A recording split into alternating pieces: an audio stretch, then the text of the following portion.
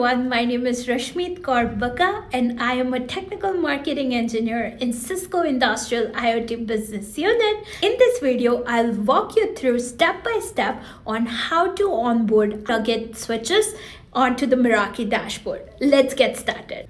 First, let's look at why we are bringing rugged switches to the Meraki dashboard. Organizations have a need to network their parking lots, outdoor spaces, and other harsh environments beyond their carpeted offices. By networking such spaces with Cisco ruggedized switches and managing them with the same Meraki dashboard you use to manage your IT network, you gain the ability to deploy, configure, and manage your rugged networks at scale from anywhere around the world.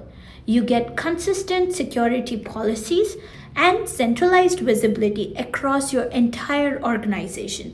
This means faster troubleshooting with guided root cause resolution, and most importantly, you can manage both your enterprise and rugged switches from a single intuitive dashboard.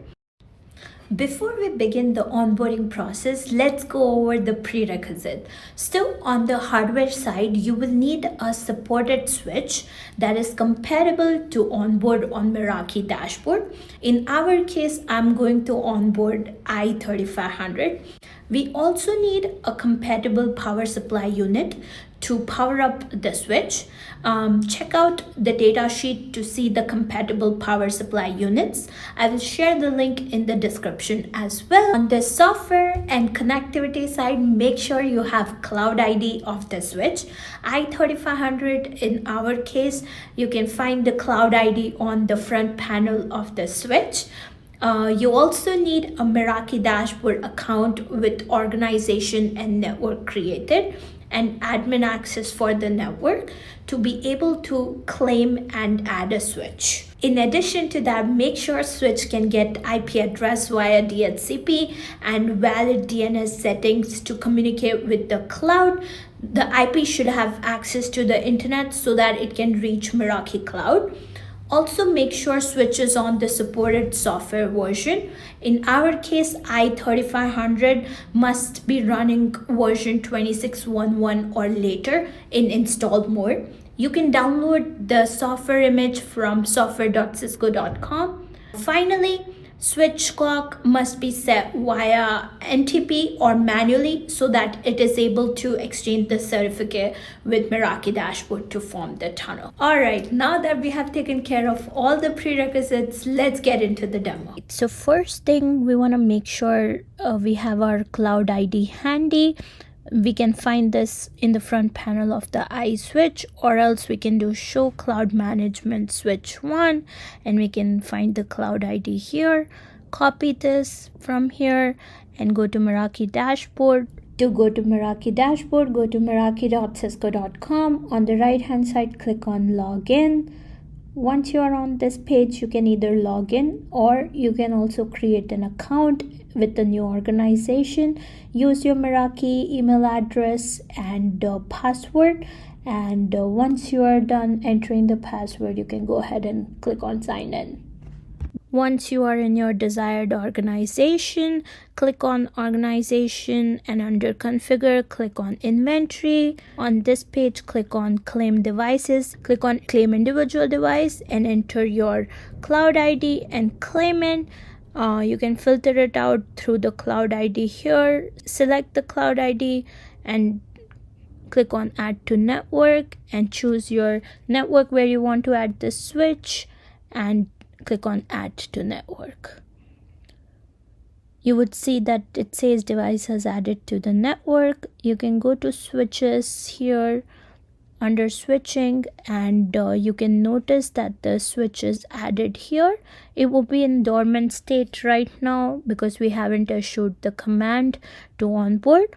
So let's go and do that. First, let's make sure all the prerequisites are set correctly. To do that, let's start with doing show version and to make sure we are on the right compatible image. In my case, for IE3500, the support starts from 26.11. So the switch should be on 2611 or later and in install mode. This is a very important step. And also we need to make sure that the all right packages are installed. So to do that, do show installed summary and make sure it is on the C state, which means it's activated and committed. Next, let's make sure the boot variables are set correctly. This is very important to make sure that if the switch reloads, it reloads to the right image. So to configure that, do conf t boot system flash packages.conf and now save the configuration. And we can check the boot variables are set to packages.conf.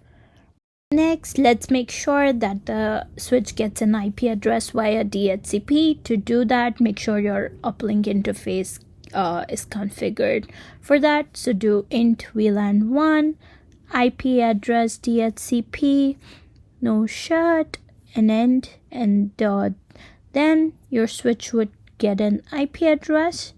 It takes a couple seconds. Make sure your uplink is configured as trunk and your management VLAN is allowed so that it can get an IP address via DHCP. And you can do show IP int brief to check that your VLAN 1 got an IP address. And in my case, it did as 192.168.128.52, and the status is up as well. Next, let's make sure that the clock is set correctly. We can check it by doing show clock. If the clock is not set correctly, you can set it via NTP or manually. This is a very important step because by doing this, the switch is able to exchange the certificates with Meraki Dashboard to form the tunnel. So do not miss this step. Next, let's make sure that the switch has internet reachability and also the DNS is getting resolved.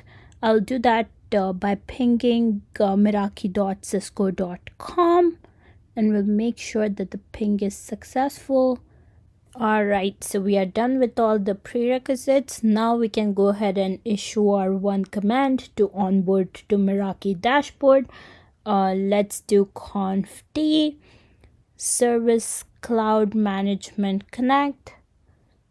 Now this will onboard our switch to Meraki Dashboard.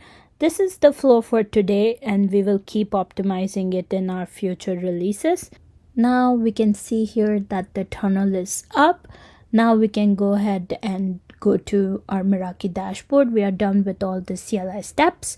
On the Meraki dashboard, you'll notice that the switch will go from the offline to alerting to online state. So you can go grab coffee, and when you'll be back, you will see your switches online and ready to be managed via Meraki dashboard. Alright, so this brings us to the end of the video. I hope you were successfully able to onboard your IE switch on Meraki dashboard. Thank you so much for watching.